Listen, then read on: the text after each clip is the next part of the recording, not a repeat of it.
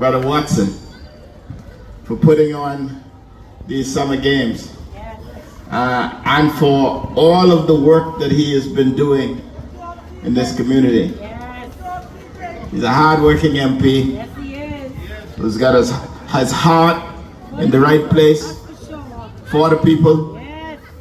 And I can tell you, Brother Watson, if you got your heart fixed for the people will have their hearts fixed for you.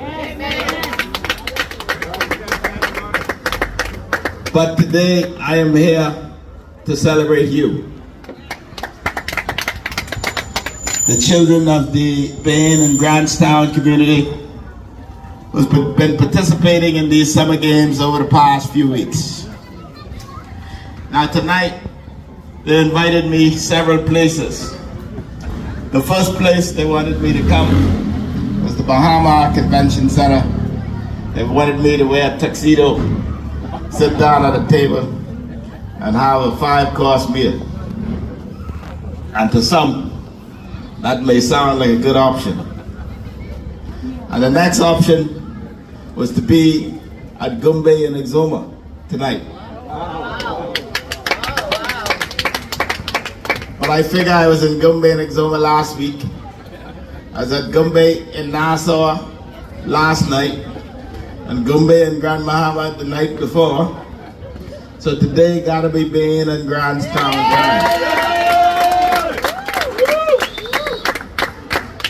And then I understand that what we do for you, the least of us in terms of age, we do for our community. We do for our country. And we recognize as a government that if we are to pour into you, our children, we will be building better communities and we will be building a better country. So when we talk about development, opportunity, and camaraderie, we're talking about building a nation. We're talking about building the adults of tomorrow. You are indeed the members of Parliament for the future. You're the business people, the policemen, the nurses, the doctors come from these grounds. And I can also tell you, there have been some heavy battles on this grounds here at the Southern Recreation Grounds. Battles that we have won as a people. Battles we have won as the PLP. So a lot of things have started here. You started these summer games here, and you too will make a great impact from these grounds on our country. And therefore I wanted to be here to congratulate all of you for having gone through this program, for having participated actively. And tonight I am delighted that I come because I still see some of the freedom fighters here. Many of the stalwarts of the PLP who've given up their lives, their energy, even their money to help to make our party successful and great. So tonight I salute you. But importantly, you have drawn examples from this community who've gone abroad and who've excelled. Who've excelled in education, in academics, in their careers, and of course in sports. And I listened to Brother Nate talk, and he could talk about all of his successes and achievements and his exploits on the tracks.